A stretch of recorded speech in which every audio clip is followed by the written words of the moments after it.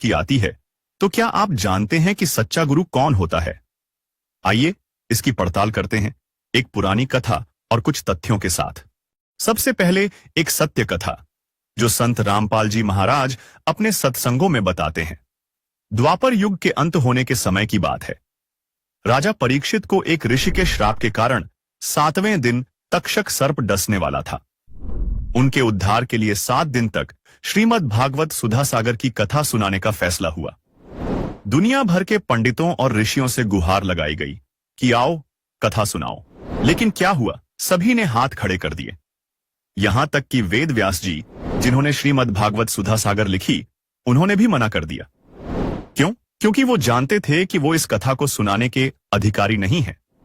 आखिरकार स्वर्ग से सुखदेव ऋषि को बुलाया गया, जिनके 7 दिन कथा सुनाने से राजा परीक्षित का मोह संसार से छूटा। तक्षक ने उन्हें डसा और उनकी मृत्यु हो गई। लेकिन उनके पुण्य और सुखदेव जी की कथा के कारण उन्हें स्वर्ग की प्राप्ति हुई, क्योंकि परमात्मा का विधान है, कबीर जहां आशा तहां बासा होई, मन कर्म वचन सुमरियो सोई। गीता अध्याय 8 श्लोक 6 में भी यही प्रमाण है कि हे भारत, परमात्मा का यह विधान है कि जो अंत समय में जिसमें आस्था रखकर स्मरण करता है वह उसी को प्राप्त होता है। दोस्तों, स्वर्ग में सुख भोगने के पश्चात राजा परीक्षित वाली आत्मा वापस नरक में और फिर लख 84 में चक्कर काटेगी। ये काल ब्रह्म के 21 ब्रह्मांड का हार्ड एंड फास्ट रूल है, अर्थात अटल नियम है। लेकिन यह उपलब्धि भी 3 लोक के अधिकारी गुरु बिना प्राप्त नहीं हो सकती। अब सोचिए, अगर गलत गुरु कथा सुनाता तो क्या राजा परीक्षित को स्वर्ग प्राप्ति होती? नहीं। यह बताता है कि गुरु का अधिकारी होना बहुत जरूरी है। एक और उदाहरण सुनिए। जब प्रधानमंत्री किसी शहर में आ रहा हो तो उससे पहले कुछ लोग मंच पर गाना गाते हैं, भाषण देते हैं, ताकि भीड़ को प्रभावित किया जा सके। लेकिन वे जो कह रहे होते हैं उनमें से एक बात भी करने में सक्षम नहीं होते। प्रधानमंत्री आता है, 2 शब्द बोलता है, आगरा में स्कूल बनावा दो, रोहतक से झज्जर जाने के लिए 4 लाइन सड़क बनावा दो, और अगले दिन ही काम शुरू हो जाता है। क्यों? क्योंकि प्रधानमंत्री के शब्दों में शक्ति है। और यदि यही बात आप और हम जैसा आम व्यक्ति कहे तो हमारी बड़ी मूर्खता होगी, क्योंकि हमारे वचन में इतनी शक्ति नहीं है, जबकि प्रधानमंत्री के लिए यह सब साधारण बात है। लेकिन आज के गुरु, वो तो सिर्फ मंच पर गाना गाने का काम कर रहे हैं, आपके विश्वास का मनोरंजन कर रहे हैं और आप तालियां बजा रहे हैं, जो कि इन गुरुओं की बड़ी मूर्खता है। इससे यह बात स्पष्ट होती है कि किसी को भी गुरु बनाना ठीक नहीं है, बल्कि अधिकारी गुरु यानी पूर्ण गुरु होना अति आवश्यक है, तभी लाभ संभव है। तो अब सवाल यह है, आप अपने गुरु को कैसे परखेंगे? क्या वो आपको शास्त्र अनुकूल भक्ति का रास्ता दिखा रहा है या सिर्फ आपकी आस्था और पैसे का सौदा कर रहा है? आजकल फर्जी गुरुओं की बाढ़ आ गई है। कोई जादू दिखाकर भक्त बनाता है, कोई डर दिखाकर। लेकिन सच्चा गुरु डर नहीं, ज्ञान देता है। वो आपको शास्त्रों की गहराई में ले जाता है, न कि सिर्फ कहानियां सुनाता है। तो पूर्ण गुरु को परखने का समाधान भी कबीर परमेश्वर की अमरवाणी यानी सूक्ष्म वेद तथा पवित्र श्रीमद् भगवद गीता में विद्यमान है। क्या बताया है कि ये एक संसार रूपी उल्टा लटका हुआ वृक्ष समझो, पूरा विश्व सब ब्रह्मांडों समेत, और जिसकी ऊपर को जड़ है, नीचे को तीनों गुण रूपी शाखा है। श्रीमद् भगवद गीता अध्याय नंबर 15 के श्लोक नंबर 1 से लेकर 4 में ये स्पष्ट किया है। इस उल्टे लटके हुए संसार रूपी वृक्ष की जानकारी दी है। अब आपको ये उल्टा लटका हुआ संसार रूपी वृक्ष दिखाते हैं, फिर आसानी से जो दास सब सदग्रंथों से रूबरू करने जा रहा है, आपको आसानी से समझ जाएंगे। देखिएगा, ये समझो एक संसार रूपी वृक्ष है पूरा।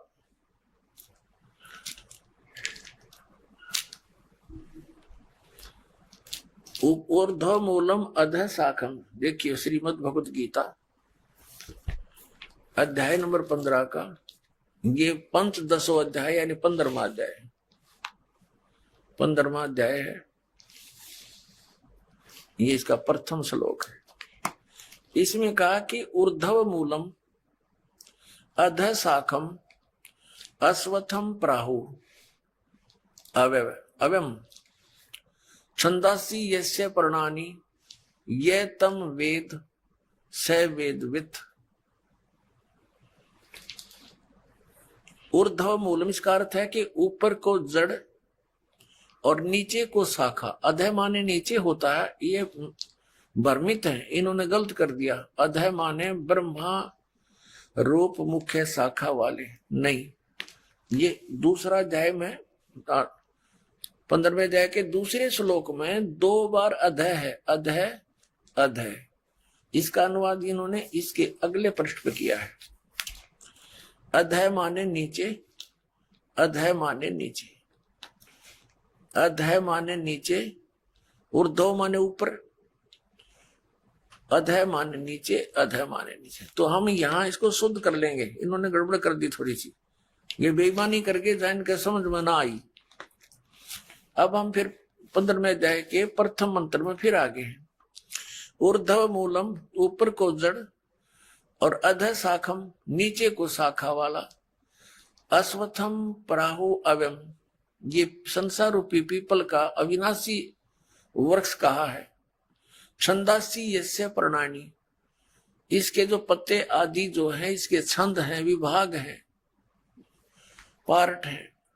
ये तम वेद, उन सभी भागों को जो जानता है, तम उस अज्ञान अंधकार में छपे हुए उन सब विभागों को जानता है। स वेदवित्, वह वेद के तात्पर्य को जानने वाला है, अर्थात वो तत्वदर्शी संत है। ये देखिएगा, आदि पुरुष परमेश्वर रूप मूल वाले, ये भाव कहने का ये है कि ऊपर को जो जड़ है, ये वाली, ये ऊपर को जो जड़ है, ये तो समझो ऊर्ध्व मूलम तो है आदि पुरुष परमेश्वर यानी परम अक्षर ब्रह्म, ये तो है वो सचिदानंद घर ब्रह्म, समझो ये जड़े तो। और ये तना अक्षर पुरुष, ये परम अक्षर पुरुष, ये तना अक्षर पुरुष। ये देखिएगा, ये पूर्ण ब्रह्म कहो, परमेश्वर कहो, परम अक्षर ब्रह्म कहो, या सचिदानंद घन ब्रह्म कहो, ये जड़े हैं। जैसे ये जड़, ओनली जड़, और फिर इसके बाहर जो जमीन से बाहर दिखाई देता है, इसको पेड़ बोलते हैं। गीता ज्ञान दाता ने केवल इतना ही कहा कि ऊर्ध्व मूलम, ऊपर को जड़ और नीचे को शाखा वाला, ये संसार रूपी पीपल का वृक्ष कहा है। और जो संत इसके सभी छंद यानी विभागों को जानता है, स वेदवित्, वो तत्वदर्शी संत है। परमेश्वर कबीर जी ने 600 वर्ष पहले आकर कहा था, तत्वदर्शी संत की भूमिका बताई थी अपने सच्चिदानंद घन ब्रह्म की वाणी में, अपने मुख कमल से बोलकर। वो ऐसी ही लीला करता है, वेद भी प्रमाण देते। 600 वर्ष पहले लगभग परमात्मा ने बताया था कि अक्षर पुरुष एक पेड़ है जो जमीन से बाहर दिखाई देता, उसको वृक्ष बोलते। अक्षर पुरुष एक वृक्ष है, और सर पुरुष वा की डार, जिसको निरंजन भी कहा है, ज्योति निरंजन। और तीनों देवा, रजगुण ब्रह्मा, सतगुण विष्णु, तम गुण शिव जी, तीनों देवा शाखा हैं और पात रूप संसार। अब गीता ज्ञानदाता कहता है कि जो इस संसार रूपी वृक्ष के, जो ऊपर को जड़ नीचे को शाखा वाला उल्टा लटका संसार रूपी वृक्ष है, जो इसके सभी छंद यानी सभी विभागों को बता देगा, वो तत्वदर्शी संत है, वो वेद के तात्पर्य को जानने वाला है। अब देखिएगा, परमात्मा ने 600 वर्ष पहले बता दिया था कि अक्षर पुरुष एक पेड़ है, ज्योति निरंजन यानी सरपुरुष वा की डार, और तीनों देवा शाखा है, ये पांच रूप संसार। अब देखो, परमात्मा ने बताया, कबीर अक्षर पुरुष एक पेड़ है, निरंजन वा की डार, इसको सर पुरुष भी कहते हैं, ज्योति निरंजन को। और तीनों देवा, रजगुण ब्रह्मा, सतगुण विष्णु, तम गुण शिव जी रूपी शाखा है, ये पांच रूप संसार। ये देखिएगा, ये क्योंकि ये जमीन से, ये प्रोक्ष है, पूर्ण परमात्मा तो गुप्त है। जमीन में जैसे जड़ प्रोक्ष होती है, जमीन में जैसे जड़ प्रोक्ष होती है। अब ये तना, ये अक्षर पुरुष है, अक्षर पुरुष एक पेड़ है, और सर पुरुष वह की डार, ये मोटी डार। सरपुरुष कहो, ज्योति निरंजन कहो, काल ब्रह्म कहो, और तीनों देवा, रजगुण ब्रह्मा, सतगुण विष्णु, तमगुण शिव जी, ये शाखा है। और पात्ररूप संसार तो सच्चिदानंद घन ब्रह्म की वाणी में ये कंप्लीट ज्ञान लिखा हुआ है। गीता जी के अध्याय नंबर 4 के श्लोक नंबर 32 का ये निष्कर्ष है कि उस सच्चिदानंद घन ब्रह्म की वाणी में सब साधना यानी धार्मिक अनुष्ठानों की जानकारी बहुत विस्तार के साथ और यथार्थता से दे रखी है। उससे पूछो। और तत्वदर्शी संत की पहचान बता दी कि वो तत्वदर्शी संत बताएंगे तो कैसा होगा वो, जो संसार रूपी वृक्ष के सभी विभागों को बता देगा। स वेदवित, वह वेद के तात्पर्य को जानने वाला है, अर्थात वो तत्वदर्शी संत है। देखना, अब हम पढ़ रहे हैं, इन्हीं की वाणी पढ़ेंगे। आदि पुरुष परमेश्वर मूल वाले, अधः शाखा, नीचे को शाखा, ये गलत अनुवाद किया है, बेईमानी कर रखी है। और संसार रूपी पीपल के वृक्ष को अविनाशी कहते हैं। वेद जिसके पत्ते कहे गए, संतों का अर्थ वेद कर दिया। और उस संसार रूप वृक्ष को जो पुरुष मूल सहित जड़ से लेकर और पत्तों तक, ये समझो, मूल सहित तत्व से जानता है, स वेदवित, वह वेद के तात्पर्य को जानने वाला है। वो तत्वदर्शी संत है, वो वास्तव में ज्ञानी तत्वदर्शी संत। अब इसको थोड़ा सा और आगे पढ़ेंगे। जैसे इस पुस्तक में आगे देखिए, अध्याय नंबर 15 के श्लोक नंबर, अब एक हमने पढ़ लिया, दूसरा देखो। इसमें लिखा है कि उस संसार रूपी वृक्ष की तीनों गुण रूप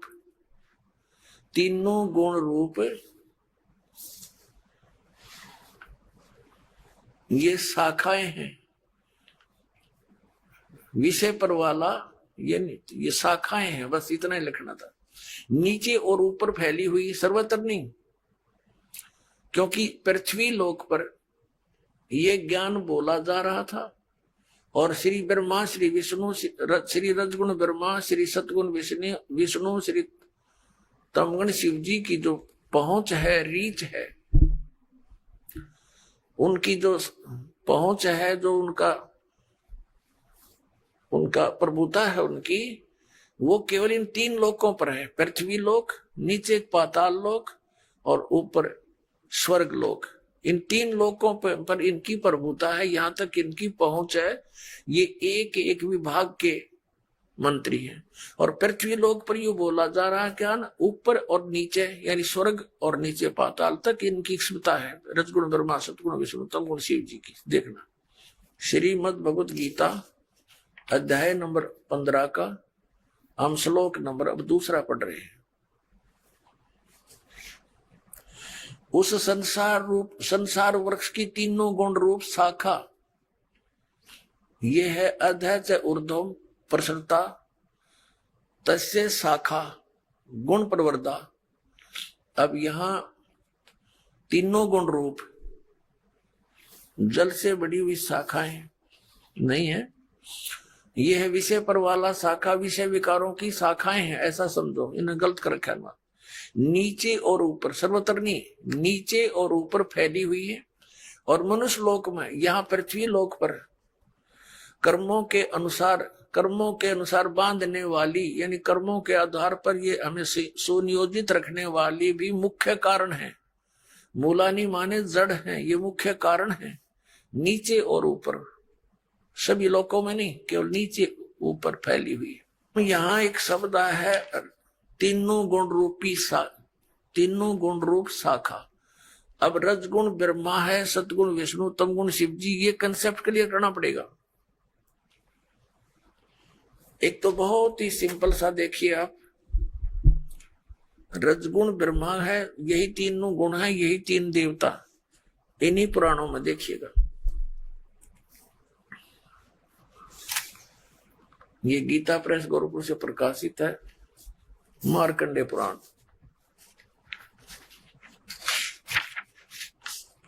ये वही मार्कंडे पुराण है, सचित्र मोटा टाइप। अब ये कहां से छपी है, यहां से देखना। प्रकाशक एवं मुद्रक हैं गीता प्रेस गोरखपुर, गोविंद भवन कार्यालय कोलकाता का संस्थान। ये इनके फैक्स और फोन नंबर है। इसके 123 नंबर पर आपको दिखाते हैं संक्षिप्त मार्कंडेय पुराण। 122 पृष्ठ से शुरू करेंगे। ये मार्कंडेय जी बोल रहे हैं। मार्कंडेय जी अपना ज्ञान बता रहे हैं और इसके सामने आ जाते हैं। यहां रजोगुण प्रधान ब्रह्मा, तमोगुण प्रधान रुद्र और सत्व प्रधान श्री विश्वपालक विष्णु है। यही 3 देवता हैं और यही 3 गुण हैं। यही 3 देवता हैं, रजगुण ब्रह्मा, सतगुण विष्णु, तमगुण शिव जी। और यही 3 देवता कहो चाहे इनको 3 गुण कहो। वह कंसेप्ट क्लियर।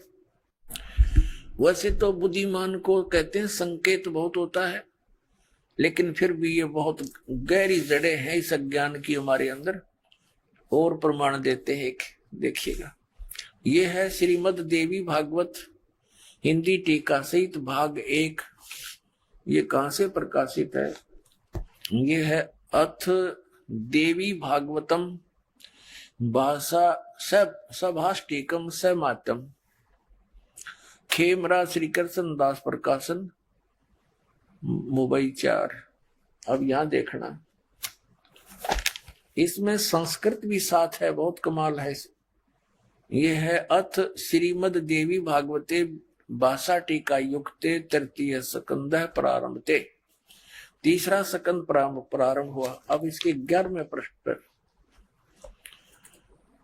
3रे स्कंद में 11वां पृष्ठ पर हम अब आ गए हैं। 5वां अध्याय है ये। 5वें अध्याय का 8वां श्लोक है। 7वां समाप्त हुआ, 8वां पढ़ेंगे। भगवान शंकर कह रहे हैं, हे माता, यदि हमारे ऊपर सदा आप दया युक्त हो तो हमको तमोगुण में किस प्रकार प्रदान किया है? ब्रह्मा रजोगुण और हरि सतगुण युक्त किए हैं। क्यों युक्त किए हैं? अब यहां हम हिंदी भी पढ़ेंगे। हिंदी हमने पढ़ ली, संस्कृत पढ़ेंगे। ये 7वां श्लोक समाप्त हुआ, 8वां प्रारंभ हुआ। यदि दया धर्मना न सदाम्बी के कथम अहम, किस प्रकार मैं विहित से बना दिया, उत्पन्न कर दिया तमोगुण। और कमल जय, कमल से उत्पन्न होने वाले ब्रह्मा को रजोगुण संभव है, उसको रजोगुण बना दिया। सुविता के मुंह सतोगुण हरि, और विष्णु जी को आपने सतोगुण क्यों बना दिया, युक्त क्यों कर दिया? इति सिद्धम रजगुण ब्रह्मा सतगुण विष्णु तमगुण शिव जी। अब हम आते हैं उस पवित्र सदग्रंथ अपनी श्रीमद् भगवत गीता के और श्लोक नंबर 2 पर देख। 15वें अध्याय का 2, अध्याय नंबर 15 का मंत्र नंबर 1 तो हमने पढ़ लिया कि ऊपर को जड़ नीचे को शाखा वाला ये संसार रूपी पीपल का विनाशी वृक्ष कहा गया है। और छंदासी यस्य प्रणानी, उसके सभी भाग पत्ते आदि भाग हैं। यह तम वेद, जो उसको जानता है, स वेदविद। ये हमने सारा पढ़ लिया। आदि पुरुष परमेश्वर तो समझो उसकी जड़ है परम अक्षर ब्रह्म, और अधय माने नीचे है, ये गलत अनुवाद है इनका। अब ये संसार रूपी पीपल के वृक्ष को विनाशी कहते हैं, वेद जिसके पत्ते कहे हैं। और जो इसको जानता है जड़ से लेकर नीचे तक, सवेदविद, वो तत्वदर्शी संत है, वेद के तात्पर्य जानने वाला। अब दूसरे में कहा कि उस संसार वृक्ष की तीनों गुण रूप, रजगुण ब्रह्मा, सतगुण विष्णु, तमगुण शिव जी, ये विषय वासना रूपी शाखाएं समझो। और ये नीचे और ऊपर फैली हुई है, सर्वत्र नहीं। ये मनुष्य लोक में कर्मानुसार भी यही हमें सुनियोजित रखते हैं, जैसा जिसका कर्म है वैसा ही देते रहते हैं। ये यहाँ पर हमें बांधे रखते हैं, बांधने वाले हैं, और नीचे और ऊपर फैली हुई सभी लोगों में नहीं। अब तीसरे में कहा है, इस संसार का स्वरूप जैसा कहा है वैसा यहाँ विचार काल में नहीं पाया जाता। गीता ज्ञानदाता कहता है कि जो मैं तुझे अब गीता का ज्ञान तेरे मेरे विचार काल में, डिस्कशन में, गीता जी के ज्ञान की चर्चा में, इस संसार रूपी वृक्ष का जैसा स्वरूप कहा है वैसा यहाँ विचार काल में, यानी तेरे और मेरे गीता जी के डिस्कशन में मैं नहीं बता पाऊंगा, क्योंकि इसका यहाँ विचार काल में नहीं पाया जाता, क्योंकि न इसका आदि है और न इसका अंत है, कि मुझे इसका कोई ज्ञान नहीं है, तथा न इसकी अच्छी प्रकार सतिथि है। इसलिए इस सुविरुद्ध मूलम, इन्होंने अनुवाद गलत किया है, अति दृढ़ मूल वाले, ये ठीक है, इतना ही काफी है। अति दृढ़ मूल वाले यानी ऊपर को जो जड़ है वो तो है अमर स्थल, अमर स्थान परमात्मा का।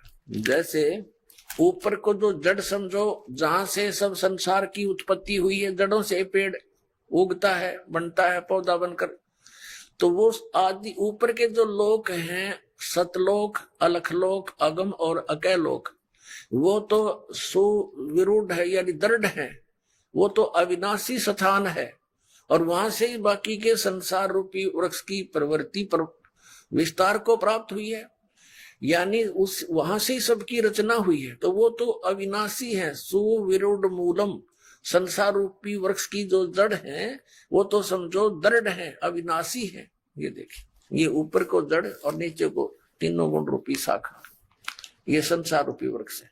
तो ऊर्ध्व मूलम, ऊपर की जो जड़ है वो तो अविनाशी है। अब 15वें अध्याय के हम अब तीसरा श्लोक पढ़ रहे हैं। सुविरुद्ध मूलम यानी अति दृढ़ मूल वाले ऊपर के स्थान तो कति अविनाशी हैं। उस संसार रूपी पीपल के वृक्ष को दृढ़ेन माने दृढ़, असंग शस्त्रेन का अर्थ या तत्व रूपी तत्व ज्ञान रूपी शस्त्र के द्वारा काटकर, इन्होंने वैराग रूप शस्त्र बना दिया इसका, उस क्योंकि तत्व ज्ञान की बात चल रही है, तत्व ज्ञान रूपी शस्त्र द्वारा काटकर, अर्थात उसको अच्छी तरह उस तत्वदर्शी संत से तत्व ज्ञान प्राप्त करके और इसको अच्छी तरह समझकर उसके पश्चात परमेश्वर के उस परम पद की खोज करनी चाहिए। देखना 15वें अध्याय के 4थे श्लोक में, तीसरा हमने पढ़ लिया, अब 4थे पर आ गए, यहां इसका अनुवाद है 4थे। उसके पश्चात यानी तत्वदर्शी संत से प्राप्त ज्ञान के आधार से, उस तत्व ज्ञान के आधार से उसके पश्चात उस परम पद परमेश्वर को भली भांति खोजना चाहिए, जिसमें गए हुए साधक यानी फिर लौटकर संसार में नहीं आते, और जिस परमेश्वर से इस पुरातन यानी पुराने संसार रूपी वृक्ष की प्रवृत्ति विस्तार को प्राप्त हुई है, यानी जिस परमात्मा ने सब ब्रह्मांडों की रचना की है, उसी आदि पुरुष नारायण के, परम अक्षर ब्रह्म के, सचिदानंद घन ब्रह्म की मैं शरण हूं, इस प्रकार दृढ़ निश्चय करके परमेश्वर का मनन और निधि ध्यान करना चाहिए। परपदे माने उसकी पूजा करनी चाहिए। अब श्रीमद् भगवत गीता जी अध्याय नंबर 15 के श्लोक नंबर 1 से 4 में ये स्पष्ट हो गया। एक तो तत्वदर्शी संत कौन होगा जो ये विभाग बता देगा संसार रूपी वृक्ष की कौन कौन से पार्ट हैं, और फिर बताया उसके पश्चात परमेश्वर के उस परम पद की खोज करनी चाहिए, जहां जाने के बाद साधक फिर लौटकर कभी संसार में नहीं आते। उनका जन्म और मृत्यु का दीर्घ रोग नाश हो जाता है। वहीं यजुर्वेद अध्याय 19 मंत्र 25 में लिखा है कि जो संत वेदों के अर्ध वाक्यों अर्थात सांकेतिक शब्दों को पूर्ण करके श्लोक के चौथे भागों को अर्थात आंशिक वाक्यों को स्तोत्रों के रूप में प्राप्त करता है, अर्थात आंशिक विवरण को पूर्ण रूप से समझता और समझाता है, जैसे शस्त्रों को चलाना जानने वाला उन्हें पूर्ण रूप से प्रयोग करता है। ऐसे पूर्ण संत ओंकारों अर्थात ओम तत्सत मंत्रों को पूर्ण रूप से समझ व समझाकर दूध पानी छानता है, अर्थात पानी रहित दूध जैसा तत्व ज्ञान प्रदान करता है, जिससे अमर पुरुष अर्थात अविनाशी परमात्मा को प्राप्त करता है। वह पूर्ण संत वेद को जानने वाला कहा जाता है। तथा यजुर्वेद अध्याय 19 मंत्र 26 में लिखा है कि वह पूर्ण संत 3 समय की प्रार्थना की साधना बताता है। सूर्य के उदय अस्त से बने एक दिन के आधार पर प्रथम श्रेष्ठता से सर्व देवों के मालिक पूर्ण परमात्मा की पूजा तो प्रातः काल करने को कहता है, जो पूर्ण परमात्मा के लिए होती है। दूसरी दिन के मध्य में करने को कहता है, जो सर्व देवताओं के सत्कार से संबंधित अमृतवाणी द्वारा साधना करने को कहता है। तीसरी पूजा शाम को प्राप्त करता है, अर्थात जो तीनों समय की साधना भिन्न भिन्न करने को कहता है, वह जगत का उपकारक संत यानी तत्वदर्शी संत है। दर्शकों, वर्तमान में वह तत्वदर्शी संत कोई और नहीं बल्कि संत रामपाल जी महाराज जी हैं, जिन पर यजुर्वेद और गीता में बताए गए लक्षण खरे उतरते हैं। गुरु के लक्षण बताते हुए कबीर परमेश्वर ने कबीर सागर के बोध सागर खंड अध्याय जीव धर्म बोध के पृष्ठ 1960 में कहा है कि गुरु के लक्षण 4 बखाना। प्रथम वेद शास्त्र का ज्ञाता, दूजे हरि भक्ति मन कर्म बाणी, तीसरे समदृष्टि कर जानी, चौथे वेद विधि सब कर्मा, यह 4 गुरु गुण जानो मर्मा। अर्थात पूर्ण गुरु वह है जो वेदों तथा अन्य सभी ग्रंथों का पूर्ण ज्ञाता हो। वह वेदों के अनुसार परमात्मा की भक्ति मन कर्म वचन से स्वयं करता है और करवाता है तथा उसकी करणी और कथनी में कोई अंतर नहीं होता। वह सर्व अनुयायियों को समान दृष्टि से देखता है, ऊंच नीच का भेद नहीं करता। इसके अलावा पूर्ण गुरु की एक अन्य लक्षण बताते हुए संत गरीबदास जी ने कहा है, गरीब सतगुरु के लक्षण कहूँ मुद्रे बन विनोद, 4 वेद सच शास्त्र कहे 18 बोध। अर्थात जो सच्चा गुरु अर्थात सदगुरु होगा, वह ऐसा ज्ञान बताता है कि उसके वचन आत्मा को आनंदित कर देते हैं, बहुत मधुर लगते हैं, क्योंकि वे सत्य पर आधारित होते हैं। कारण है कि सदगुरु चारों वेदों तथा सर्व शास्त्रों का ज्ञान विस्तार से कहता है। जैसे 4 वेद एक बोध हैं, 18 पुराण भी एक बोध हैं। इस प्रकार कुल 18 बोध हैं। उनको जानने वाला शास्त्रों के आधार से भक्ति विधि तथा ज्ञान बताता है, वह सतगुरु होता है। और गीता अध्याय 15 श्लोक 1 में वर्णित उलटे लटके हुए वृक्ष का भेद वर्तमान समय में सतगुरु संत रामपाल जी महाराज द्वारा दिया जा रहा है, जिन्होंने अपने सत्संगों में बताया है। कबीर अक्षर पुरुष एक पेड़ है, क्षर पुरुष वाकी डाल, तीनों देवा शाखा हैं, पात रूप संसार, हम ही अलख अल्लाह हैं, कुतब गौस अरूपीर, गरीबदास खालिक धनी, हमरा नाम कबीर। अर्थात कबीर जी ने कहा है कि इस संसार रूपी वृक्ष की मूल यानी जड़ रूप करतार मैं हूँ। गीता अध्याय 15 श्लोक 17, गीता अध्याय 8 श्लोक 9 में जो उत्तम पुरुष परमात्मा कहाँ है, जो तीनों लोकों में प्रवेश करके सबका धारण पोषण करने वाला अविनाशी परमेश्वर कहाँ है, वह मैं कबीर हूँ। दर्शकों, जैसे पेड़ की परवरिश मूल यानी जड़ से होती है, इसी प्रकार परम अक्षर ब्रह्म कबीर जी से असंख्य ब्रह्मांडों की परवरिश होती है। क्योंकि संत रामपाल जी महाराज ने अथर्व वेद कांड 4 अनुवाक 1 मंत्र 7, यजुर्वेद अध्याय 40 मंत्र 8 तथा ऋग्वेद मंडल 1 सूक्त 1 मंत्र 5 सहित अन्य वेद मंत्रों से आंखों देखे गवाहों की वाणियों से स्पष्ट किया है कि सर्व सृष्टि के रचनहार कबीर जी हैं। उन्हीं गवाहों में से एक संत गरीबदास जी ने कहा है, गरीब अनंत कोटि ब्रह्मांड का एक रति नहीं भार, सतगुरु पुरुष कबीर हैं कुल के सिरजनहार। गरीब परमेश्वर एक कबीर है, दूजा नहीं आधार, दास गरीब सकल सृष्टि का यों ही सिरजनहार। गरीब मात पिता जाके नहीं, नहीं जन्म प्रमाण, यह पूर्ण ब्रह्म कबीर है करता हं समान। तो दर्शकों, अगली बार जब कोई बाबा आपको चमत्कार का लालच दे तो रुकिए, शास्त्रों में बताई गई पूर्ण गुरु के लक्षणों की तराजू में उसे तौलिए। क्या ये वाकई पूरा गुरु है या सिर्फ एक बिजनेसमैन?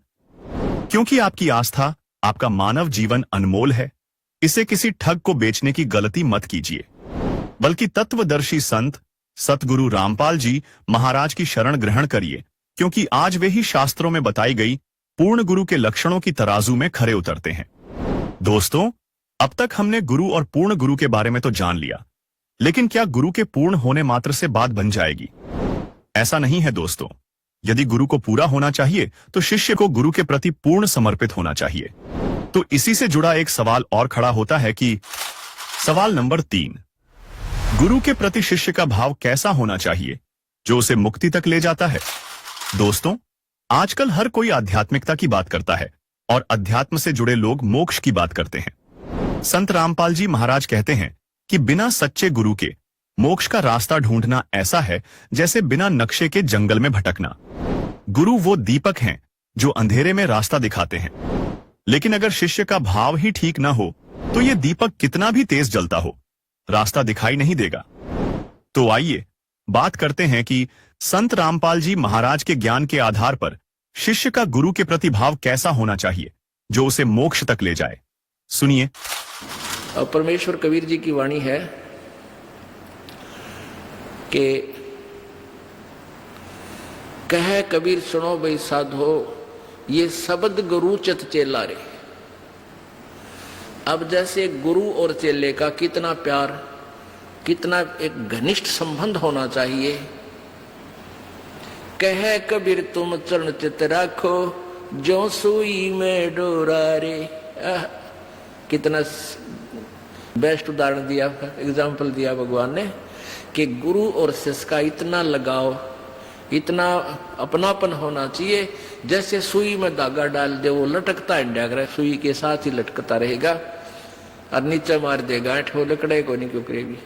तो ऐसे अपना लगाओ अपने सच्चे गुरु में इत लगा लो। तो ये हुआ गुरु शिष्य का प्रेम, गुरु शिष्य का जो आपस में संबंध। जब हम यहां से जाएंगे तो आपकी यहां से मृत्यु होगी तो आपको गुरुजी ही इतना लगाव होना चाहिए गुरुदेव में कि हम मुझे कुछ नहीं चाहिए, परमात्मा गुरुजी आज्ञा पाओ मेरे। तो वो फिर ऐसे आप सीधे वहीं पहुंच जाओगे जहां आशा था वासा हुई। तो अब जैसे गुरु और शिष्य का ऐसे लगाव होना चाहिए जो सुई में डोरा रे। तो ऐसे कहा कि फिर शब्द गुरु चित चेला रे। जो मंत्र गुरु जी ने आपको दे दिया वो तो तेरा शब्द, और इस चित्त ने, इस मन ने उस शब्द जो मंत्र दे रखा है उसका चेला बना दे। इस मन को उस मंत्र का, इस सुरत शब्द समावे। तेरी सुरती, तेरी मन, तेरी आत्मा उस दिए हुए मंत्र के साथ ऐसे चिपकी रहे, ऐसा ध्यान रखे, इतना उसका सिमरण करे जो सुई में डोरा रे। यानी ऐसे सुरत और शब्द इसको बोलते हैं। जो गुरुजी ने मंत्र आपको दिया है उसके साथ इस मन को इतना जोड़ दे जैसे गुरु और चेले का प्यार हो। तो अब कहते हैं सुर कहे कबीर सुनो भी साधो, अब शब्द गुरु चित चेला रे। गुरु और शिष्य का जो लगाव है ऐसा ही इस मन को इस मंत्र के साथ ऐसा लगाव लगा, यानी एक पल भी दूर ना हो दे। फिर कबीर परमात्मा ने एक, इसलिए कबीर साहब ने कहा है, गुरु गोविंद कर जानियो और चलियो आज्ञा मां, मिले तो दंडवत बंदगी, नहीं तो पल पल ध्यान लगा। जब भी आपको मिले दंडवत प्रणाम करें और गुरु जी को परमात्मा मानना। वो खुद तो भगवान थे ही, लेकिन अब अपने दास को भेजा है परमात्मा ने, तो इसलिए कि आपका जो भाव है वो बना रहेगा। जैसे गणित के अंदर एक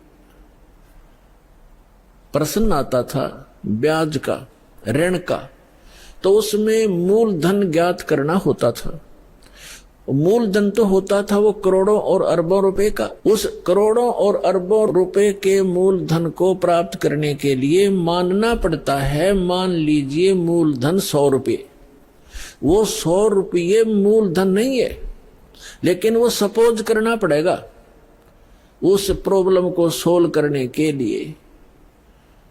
तो ये समझ लेना पुण्यात्माओं, परमात्मा की वाणी है कि गुरु गोविंद कर जानियो और रहियो आज्ञा माही, मिले तो दंडवत बंदगी, नहीं पल पल ध्यान लगाए।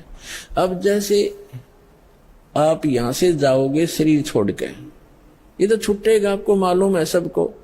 हम चाहते तो नहीं है कभी मृत्यु हो, लेकिन या तो होगी वो मालिक के आधार पे है। अब तो आप भक्त हो गए, आपकी मृत्यु तो भगवान कबीर साहब के हाथ में है। आप कहोगे तब होगी, कई बार कह लोगे जब होगी। अब काल नहीं मार सकता आपको, अकाल मृत्यु नहीं मर सकते आप अगर नियम ठीक रखोगे।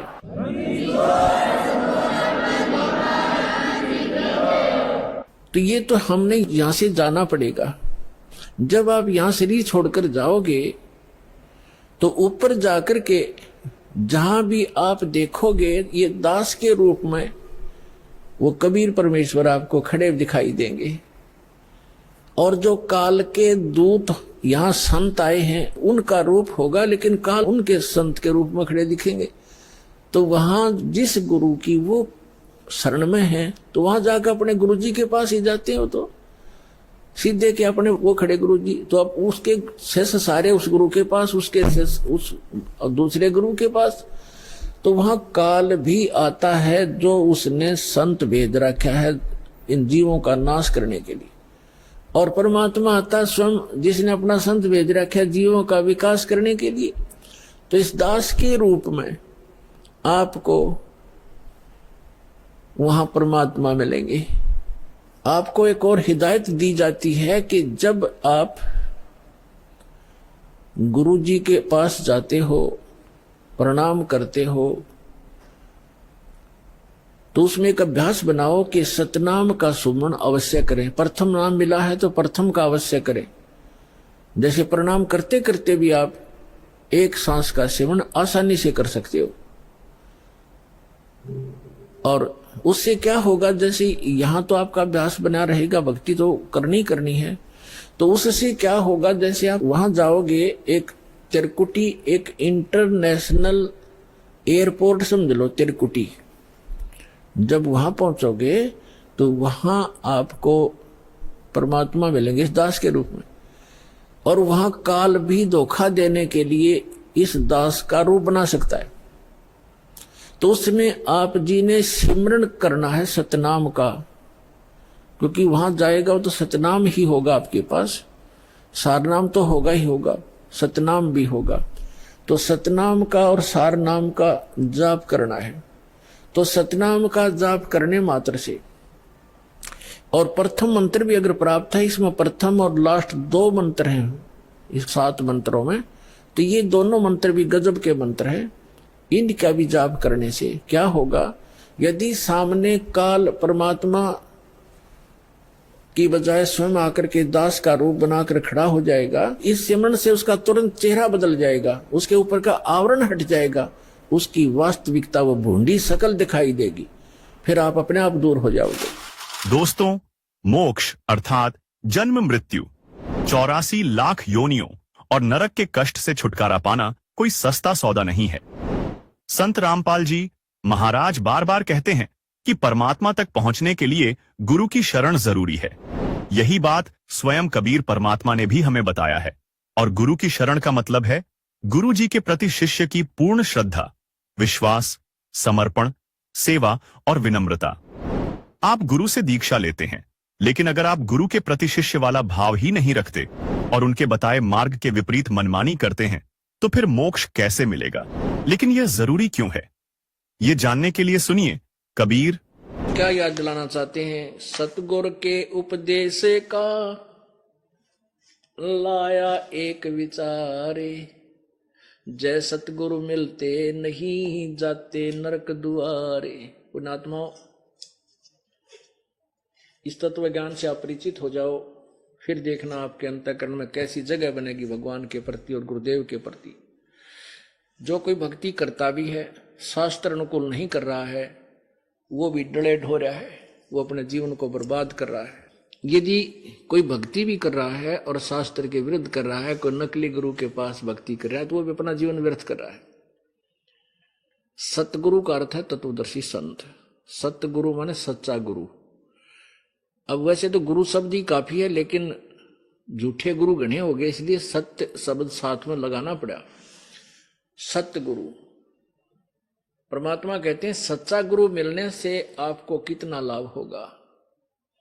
सतगुरु के उपदेश का लाया एक विचार, जय सतगुरु मिलते नहीं हम जाते नरक द्वार।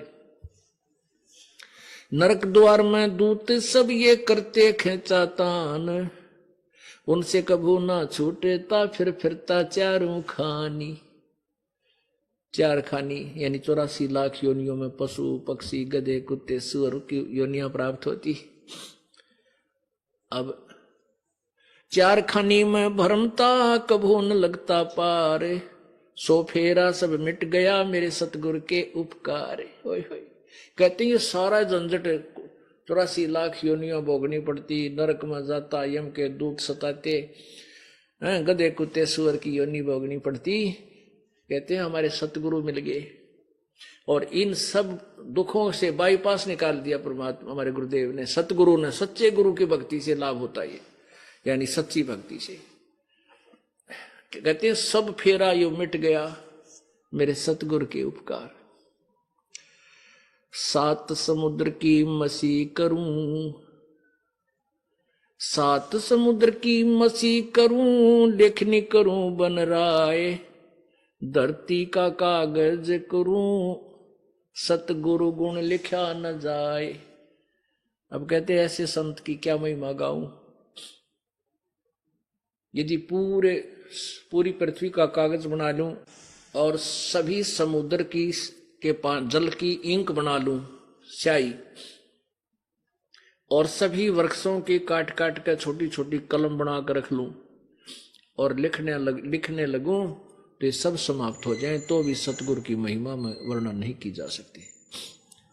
एक कुत्ते के जीवन की जीवनी लिखो, लिखने लगो कि दुख होता है माँ के पेट में, फिर जन्म होते ही कि सारी रात वर्षा हो रही है, शीत लहर चल रही है, जनवरी का महीना, ये हरियाणा क्षेत्र, और वो जो पहले शराब पी कर बकवाद करा करता, डनलप के गज्जा में सोया करता, इब गड़ी में पड़ा वो कुतरू बन के, और फिर उसके ऊपर से ओले पड़े, रात ने भूखा मरा, सारी रात भौं भौं रखे, कितना कष्ट। पूरा जीवन लिखो उसको, फिर दिन में क्या क्या बनती है उसके संग। और फिर गधे का, यानी 84 लाख योनियों की हिस्ट्री लिखने लगे और उससे परमात्मा ने हमें बचा दिया। कहते हैं उनके दुखों को लिखते लिखते परमात्मा की महिमा को से हमें जो राहत हुआ, इसको लिखते लिखते सब समाप्त हो जाए तो भी शेष रह जाए। अर्थात सतगुरु जी महाराज जब हम मिले हैं, उनकी महिमा का हम कोई गुणगान नहीं कर सकते, वो कितने हमारे लिए उपकारक हैं। आगे क्या बताते हैं, सतगुरु के सिजदा करूं कर्म छुटाए कोटे, जो सतगुरु की निंदा करें फिर जम तोड़ेंगे ओठ। ऐसे सतगुरु के, ऐसे तत्वदर्शी संत के ऊपर कहते हैं सिजदा करूं, जिसने ऐसे करोड़ों पापों से बचा दिया। और ऐसे संत की जो निंदा करता है, उसके अंदर दोष देखता है, कहते उस प्राणी की दुर्गति होगी, यम के दूत नरक में घेर कर कुटेंगे, उसके होठ तोड़ेंगे। होठ तोड़ना माने बुरी तरह पिटाई करना। फिर क्या बताते हैं, गुरु मानुष कर जानते। अब ऐसे सतगुरु के विषय में बताया है, सतगुरु मानुष कर जानते, ते नर कहिए अंध, होवे दुखी संसार में फिर आगे यम के फंद। पुणात्मा जब परमात्मा स्वयं आए थे तो भी एक गुरु की भूमिका करके गए थे कबीर परमेश्वर जी। अब उन्होंने अपना दास भेज दिया अपनी ही पावर देकर। अब उस समय भी हम यही मार खा गए कि हमने उनको भगवान नहीं माना, और परमात्मा को परमात्मा ना मानकर हम उनको एक संत मानते रहे, जिस कारण से हम भगवान के साथ नहीं जा सके। अब जैसे ये दास, परमात्मा कहते हैं गुरु मानुष कर जानते, गुरु को मनुष्य नहीं जाने, भगवान मानना चाहिए। गुरु गोविंद कर जानियो, रहियो चरण समाए, शब्द समाए, और मिले जब दंडवत बंदगी, नहीं पल पल ध्यान लगावे। अब परमात्मा आए थे तब तो वो गुरु भी थे भगवान भी थे, नो डाउट। अब ये दास भगवान नहीं है, लेकिन उस परमात्मा का दास जरूर है, उसका प्रतिनिधि है, रिप्रेजेंटेटिव है। तो ऐसे संत को आपने भगवान मानना चाहिए। मानने का तात्पर्य क्या है कि जैसे एक गणित का प्रश्न आता है, ब्याज का, ऋण का, उसमें मानना होता है, मान लीजिए मूलधन 100 रुपये, वो मूलधन 100 रुपये मानकर उस इक्वेशन को सोल्व किया जाता है, उस क्वेश्चन को सोल्व किया जाता है, तब होता है। उसमें वो 100 रुपये मूलधन मानना पड़ता है, लेकिन वो 100 रुपये मूलधन नहीं है, लेकिन मानना पड़ेगा। मूलधन तो लाखों करोड़ों में कोई और निकलेगा जिससे हम सफल होंगे, वो प्राप्त करना है। लेकिन वो 100 रुपये मूलधन मानना पड़ेगा कि ये मूलधन है हमारा। उसके माने बिना वो प्रश्न हल नहीं हो सकता। ऐसे ही आपने इस दास को सपोज करना पड़ेगा। सपोज कर लो गुरुजी हमारे कबीर भगवान है, और इस दास को भगवान मान के ही चलोगे तो ही आप परमात्मा तक पहुंच सकोगे, उस मूलधन, ओरिजिनल मूलधन को प्राप्त कर सकोगे। इससे क्या होगा कि जैसे मान लीजिए हम भगवान की तलाश कर रहे हैं और भगवान को हम कितना सुखदाई और अपना प्रिय मानते हैं। अब यहां मान लीजिए इस दास के स्थान पर कबीर परमेश्वर आ जाते हैं, वो नो का नो उठा कर ना ले जाओ तुम्हारे को, वो भी नए कहेंगे भक्ति करवाई, ये नाम जब कमाई कर अपनी, और ये मर्यादा रख, तब तू वहां चलने योग्य होगा। तो वो परमात्मा मेरे स्थान पर हो तो आप क्या क्रिया करोगे? क्या वो आप उसके साथ सामने आकर के वाद विवाद करोगे? क्या उसके सामने आकर के आप झूठ बोलोगे? क्या और मन में खोट रखोगे? नहीं, आंखों में आंसू आने को हो और नम्रता हो, भगवान खड़े, कहीं मेरे से कोई ऐसी क्रिया ना हो जाए जिससे भगवान के दिल को ठेस पहुंच जाए। इस भाव से आपको रहना होगा। जब यहां से आप जाओगे आगे, इस दास के रूप में परमात्मा आपको मिलेगा, आपकी वहां फिर परीक्षा होगी। अब जैसी आपकी यहां मेरे साथ व्यवहार है, ऐसा ही वहां भगवान के साथ करोगे, फिर वापस फिर यहीं डूब मरोगे। तो इस दास को आपने, आपका जो है ना कर्म बने रहेंगे, आपका भाव ठीक बना रहेगा। इस दास को ये मानकर चलो ये भगवान है हमारे, ये मूलधन सपोज कर लो, और फिर आपका देख कैसे विनम्रता आएगी, आपके अंदर कैसी श्रद्धा होगी, निष्कपटता बनी रहेगी, यहाँ कैसा शिष्टाचार बनेगा कि गुरु जी की आत्मा को ठेस ना पहुंचे। कहते हैं सतगुरु के दरबार में मेरी थर थर कांपे देह, ना जानो किसी बात पर हमारा टूट ना जावे ने, कि किसी बात पर हमारा आपस में कोई फ्रिक्शन ना आ जावे, कहीं मैं भक्ति से हीन हो जाऊं। और जिनको सतगुरु नहीं मिलते उनके लिए आत्मा रो रही है, क्या कहती है? मत दे दिए सत बालम याणे नु, मत दे दिए बालम याणे नु, मत दे दिए बालम याणे नु, मत दे दिए बालम याणे। गीता और भागवत पढ़े ना बूझे शब्द ठिकाने नु, गीता और भागवत पढ़े नहीं बूझे शब्द ठिकाने नु, मन मथुरा दिल द्वारका नगरी कहा करे बरसाने नु, मैं तो दे दी है बालम याणे नु, मैं तो दे दी है बालम याणे नु, मैं तो दे दी है बालम। जब फुरमान धनी का आवे को रखे घर जाने नु, जब फुरमान धनी का आवे को रखे घर जाने नु, जा सतगुरु की मैं बलिहारी, जा सतगुरु का सरना लीजे, जो मेटे जम तलवाने नु, मैं तो दे दी है बालम याणे नु, मैं तो दे दी है बालम याणे नु, मैं तो दे दी है बालम याणे नु, मैं तो दे दी है बालम याणे।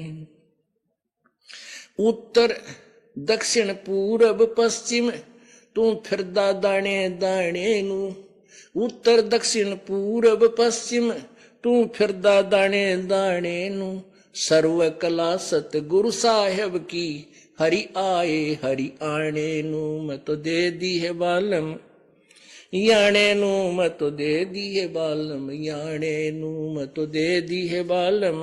उत्तर दक्षिण पूरब पश्चिम तू फिरदा दाणे दाणे नु, उत्तर दक्षिण पूरब पश्चिम तू फिरदा दाणे दाणे नु, सर्व कला सतगुरु साहेब की हरि आए हरियाणे नु, मैं तो दे दी है बालम याणे नु, मैं तो दे दी है बालम याणे नु, मैं तो दे दी है बालम। जम किंकर का राज कठिन है ना छोड़े राजा राणे नू। जम किंकर का राज कठिन है, यो ना छोड़े राजा राणे नू। या दुनिया दा जीवन झूठा, तुम भूल गए मर जाने नू। मैं तो दे दी है बालम याने नू, मैं तो दे दी है बालम याने नू, मैं तो दे दी है बालम। सील संतोष विवेक विचारो, दूर करो जुल्माने नू। सील संतोष विवेक विचारो, दूर करो जुल्माने नू। ज्ञान दराच ध्यान दी तुरिया, कोई जाने पान रिसाने नू। मैं तो दे दी है बालम याने नू, मैं तो दे दी है बालम याने नू, मैं तो दे दी। महल कपट सतगुरु ने खोले, अमी महारस खाने नू। महल कपट सतगुरु ने खोले, अमी महारस खाने नू। गरीब दास सुन भवन उड़ावे, गगन मंडल रम जाने नू। मैं तो दे दी है बालम याने नू, मैं तो दे दी है बालम याने नू, मैं तो दे दी है बालम। अब क्या बताते हैं, सतगुरु जिनको नहीं मिले, अनाड़ी संत मिल गए हैं, उनके विषय में कहते हैं कि गीता और भागवत पढ़े ना बूझे सब ठिकाने नू। भागवत की कथा करांगे, एक गरीब दासी भगत संत कहो अपने आप ने, अन्यों का मन का ना 21 पाठ कर दिए साल में भागवत के। तो यही तो डूबा पड़ रही है ये कबीर साहब की फीत लाकर नकली संत दुनिया को डुबोते फिरते हैं। अब गीता और भागवत पढ़े ना बूझ शब्द ठिकाने, गीता को पढ़ रहे हैं। गीता जी में ये लिखा कि मेरा केवल एक ओम नाम है, दूसरी कोई भक्ति नहीं करनी चाहिए तुमने। ब्रह्मा विष्णु महेश तीनों गुणों की साधना मूर्ख लोग करते हैं, ये नहीं करनी चाहिए, और हम वही कर रहे हैं। अर्थात जो गीता जी हमें बताना चाहती है, सिद्ध श्रीमद् भगवद गीता, वो क्या संदेशा दे रही है, इससे परिचित ना होकर केवल उसके पाठ करने पर जोर दे रखा है। फिर कहते हैं, जब फरमान धनी का आया, और को रखे घर जाने नू। अब जो साधना तुम करते हो, उन साधनाओं से जो तत्व ज्ञान के आधार पर इस दास के अतिरिक्त जो साधना की जाती है, कबीर परमेश्वर के अनुसार ना करके अन्य जो पूजाएं करते हैं, उनसे क्या होता है कि वर्क डन ही मिलता है, और जिसका समय मृत्यु का आ गया वह मृत्यु होगी ही होगी, उसको चेंज नहीं कर सकते।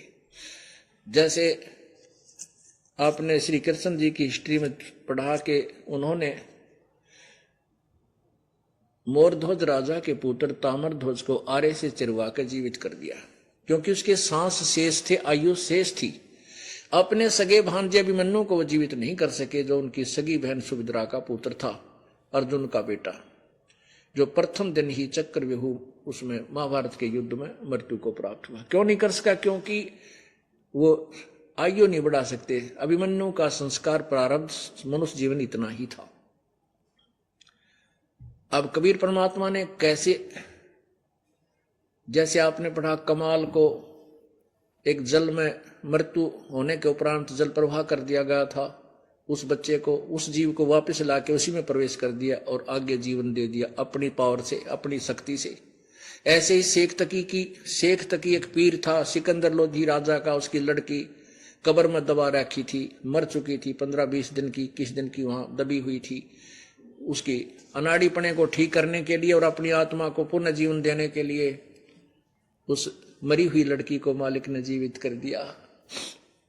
और यहां भी बहुत से उदाहरण हैं जिनके ऊपर मृत्यु मंडराई और उनको पता चल गया कि तेरी आयु आगे नहीं थी। कुछ एक ने तो अपना जन्म पत्री भी दिखवा रखी थी। अब परमात्मा की भक्ति से उनकी वो मृत्यु आई लेकिन टल गई। तो यहां क्या बताते हैं, जब फुरमान धनी का आवे, को रखे घर जाने नू, जा सतगुर का सरना लीजे, जो मेटे जम तलवाणी नू। तलवाना माने सम्मन, बुलावा, कि यम का बुलावा आ गया, चल तेरा टाइम पूरा हो गया। ऐसे सतगुरु की शरणा लीजिए जो मेटे जम तलवाणे नू, और कह दे भाग जाओ यहां से, इसको हमने अपनी तरफ से आयु दे दी है। ऐसे सतगुरु की शरणा लीजिए जो मेटे जम तलवाणे न। जम माने यम के दूतों का जो बुलावा आता है, उसको समाप्त कर दे, खत्म कर दे। अब क्या बताते हैं कि उत्तर दक्षिण और पूर्व पश्चिम तो फिरता दाने दाने नु, मांगता फिरे और भगवान ने ढूंढा है। कहते सर्व कला सतगुर साहेब की, हरि आए हरियाणे नु। परमात्मा गरीबदास जी को आकर मिले थे हरियाणा, जब तक हरियाणा प्रदेश बना भी नहीं था, आज से 200 वर्ष पहले। उस समय गरीबदास जी ने कहा था हरि आए हरियाणे नु। छुडानी गांव है जिला झज्जर के अंदर हरियाणा में, वहां खेतों में परमात्मा आए थे कबीर साहब अपने सतलोक से। उस समय की वाणी कहा कि हरि आए हरि, सर्व कला उस सतगुरु साहेब की, पूरा विश्व पूरे ब्रह्मांड उसी परमात्मा की कला है, उसी के द्वारा रचे हुए हैं। वो हरि वो भगवान इस हरियाणे में प्रकट हुए थे। अब 200 वर्ष पहले बोली हुई वह वाणी, यही अक्षेत्र आज हरियाणा 1966 में हरियाणा बन गया। उसी विषय में कह रहे हैं कि तू कि धक्के खाता अंडा है, भगवान तो हरियाणा में आए थे भाई, और अब फिर हरियाणा में आगे न सोच ले, दास को वो ढंडोरा फिर पिटवा दिया। और वह चीज संपूर्ण समर्पण और विश्वास रखना चाहिए। परमेश्वर कबीर जी ने भी कहा है, कबीर गुरु गोविंद दोनों खड़े, किसके लागू पाए, बलिहारी गुरु आपने गोविंद दिया मिलाए। अर्थात यदि गुरु तथा परमात्मा दोनों साथ साथ खड़े हों तो किसके पैरों पर लगोगे, यह प्रश्न है। इसका उत्तर कबीर परमेश्वर ने दिया है कि मैं तो अपने गुरु के पैरों पर लगूंगा, उस पर बलिहारी जाऊं जिन्होंने परमात्मा मिला दिया। इसलिए शिष्य को गुरु के प्रति समर्पण, आदर और विश्वास रखते हुए उनके मार्गदर्शन का पालन करना चाहिए। यही समर्पण और विश्वास शिष्य को मोक्ष की ओर अग्रसर करता है। तो दोस्तों, बात साफ है, बिना सच्चे गुरु के न भक्ति पूरी होती है न मोक्ष मिलता है। शास्त्र चिल्ला चिल्ला कर कह रहे हैं कि सतगुरु वो दीपक है जो आपके जीवन के अंधेरे को दूर करता है। लेकिन सावधान, बाजार में नकली गुरुओं की भीड़ है जो आपकी आस्था का सौदा कर रहे हैं, और अगर आपने सच्चा गुरु ढूंढ भी लिया तो बिना समर्पण और विश्वास के वो दीपक आपके लिए बेकार है। आप ही बताइए, क्या आप उस रास्ते पर चलना चाहेंगे जो सिर्फ मंदिरों और मालाओं तक सीमित है, या उस सतगुरु की शरण लेंगे जो आपको शास्त्रों का सही ज्ञान दे, जो आपको परमात्मा तक पहुंचाए? अब फैसला आपके हाथ में है।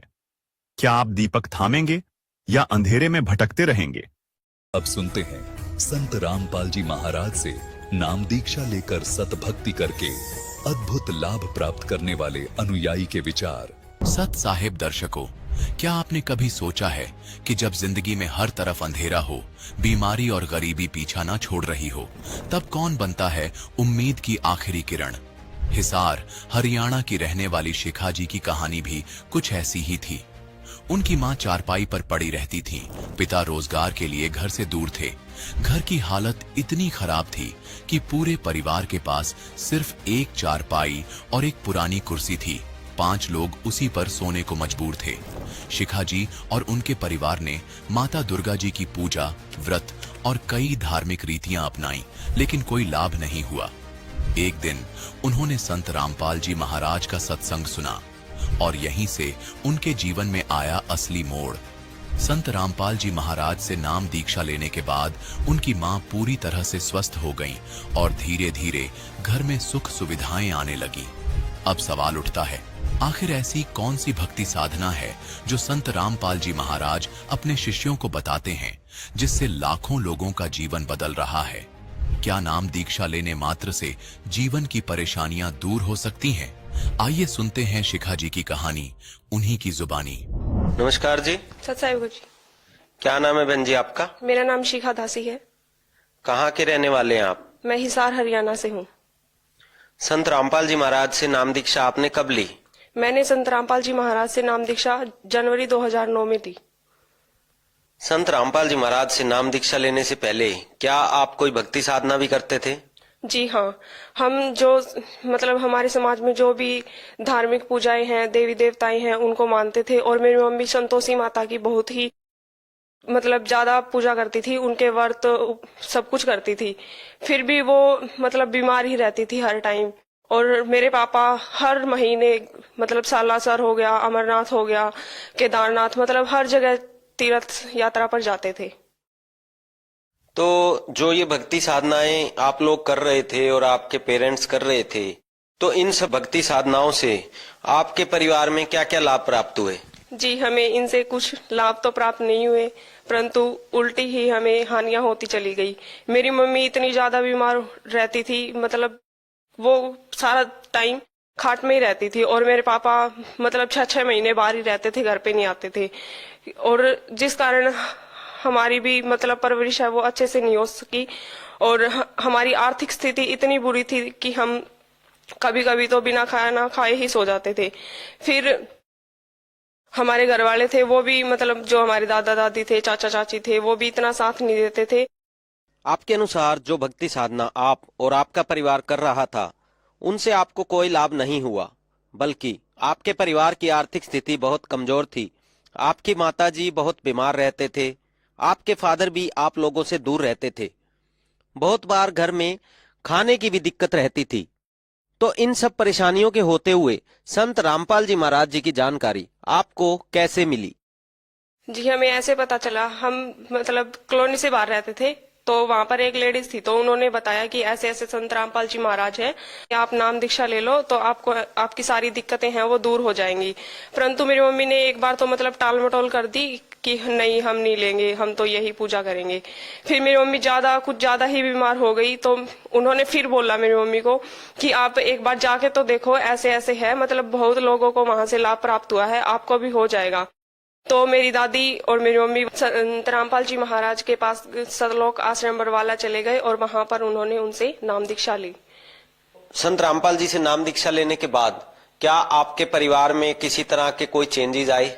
हाँ जी, बहुत बदलाव आए हमारे परिवार के अंदर। मतलब पहले तो सिर्फ मेरी मम्मी ने नाम लिया था, तो मेरे पापा नहीं मानते थे।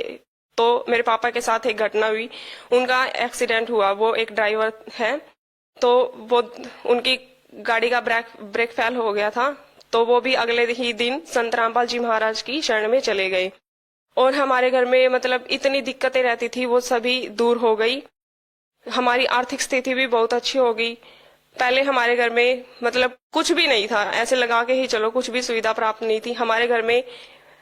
मैं बताऊं, एक ही चेयर होती थी हमारे घर में, उस पर भी मतलब कभी कभी आते थे तो मेरे पापा ही बैठते थे। तो हमारे घर में कोई खाट नहीं होती थी, वो एक बेड होता था जो मेरी मम्मी को दहेज में मिला था मेरी नाना और की तरफ से। उस बेड पे हम 5 लोग सोते थे, 3 हम और 2 मेरे मम्मी पापा। इसके अलावा कुछ भी नहीं था। और अब परमात्मा की दया से हमारे घर में सब कुछ है, मतलब परमात्मा ने हर चीज की मौज कर रखी है, और मेरी मम्मी इतनी ठीक रहती है अब, मतलब सारा काम खुद करती है मेरी मम्मी घर का, और किसी प्रकार की कोई दवाई नहीं लेती। पहले मेरी मम्मी को मतलब हर समय दवाइयों के सहारे ही चलना पड़ता था। मेरी मम्मी ने हर हॉस्पिटल, हर डॉक्टर से दवाई प्राप्त की थी, परंतु उन्हें कोई भी आराम नहीं हुआ।